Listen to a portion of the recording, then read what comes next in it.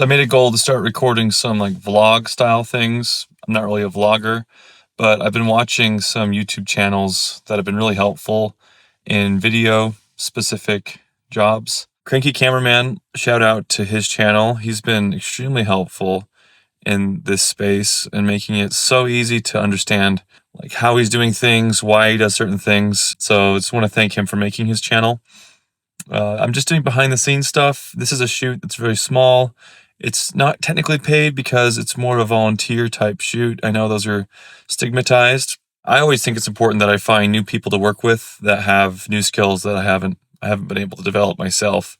I've noticed recently, like on YouTube, a lot of channels I used to follow, I'm not trying to slander any specific channel, they don't really do what they used to do. And I don't know if that makes sense or if that resonates with anybody, but it used to be like a community where you would learn things, and I don't know, it's just different. Like, it doesn't feel the same. Everything feels sponsored, and I'm not against people making money and getting paid for sponsored content, but I also feel like the video space is missing those real professionals that are working, and the ones that are doing it really well. So Cranky Cameraman, that's why I call him out. He's doing a great job. Another guy in Florida, sorry, I forgot your channel name, but he's been doing great. It's really cool to see what he's doing. They're doing like lunches or something.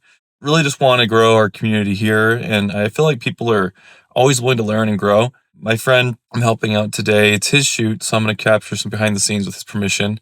He's making a documentary. It's going to be pretty cool. He's going to do like a shoot day here, a couple interviews, and he's doing this on the side, which is super impressive. So I'm happy to help him and happy to show what we're doing. So here's my video kit for today. Too small of a car for this. The Sony A7S III. And then a GH6 just for behind the scenes.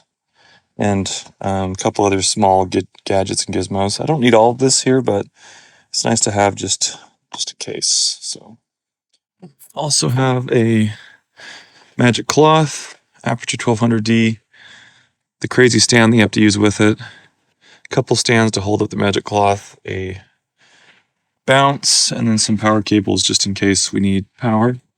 So it should be pretty quick. Also tripod.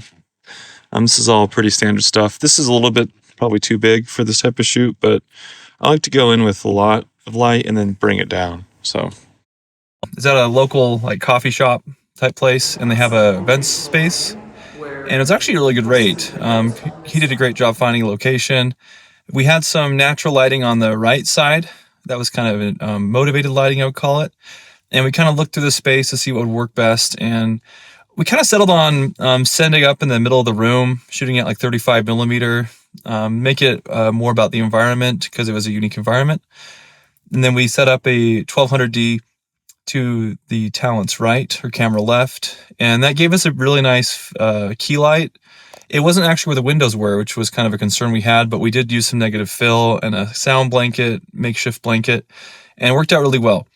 We ended up kind of pushing A cam into 50 mil, and then our B cam, we just locked it in at 70 mil and dropped it down below the eye line so it would show more of like the roof. Kind of had like a wedding reception type roof lighting situation, which was really cool. So the environment was great. We spent an hour shooting. He booked it for an hour, so we had a good hour to kind of capture the sound bites we needed for his documentary. These kind of projects are really helpful to learn and grow with another person. He brought to the table a lot of great ideas. He's a great director. Some things about the shoot, technically speaking, I wish I would have brought more negative fill so we could have flagged the light. Audio is a challenge because, when it comes to video shoots that are smaller like this and you can't really hire an audio technician, you kind of have to do it yourself. He had a Zoom F3, which, 32-bit flow audio is really nice for interviews that have a lot of noise. But also, it's always a challenge to try to get clean audio like that. So overall, great shoot. I just want to document it. I asked him permission if I could post the behind the scenes I shot with the GH6. He said that's totally great.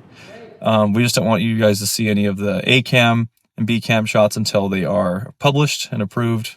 I'm trying to capture more of my shoots, like I said, just to be transparent and show what I'm doing and kind of give people behind the scenes of what a regular video job looks like, because there's a lot of hype guys out there hyping up gear, and I think, sometimes it's nice to see people doing actual work. So thanks, and look forward to more.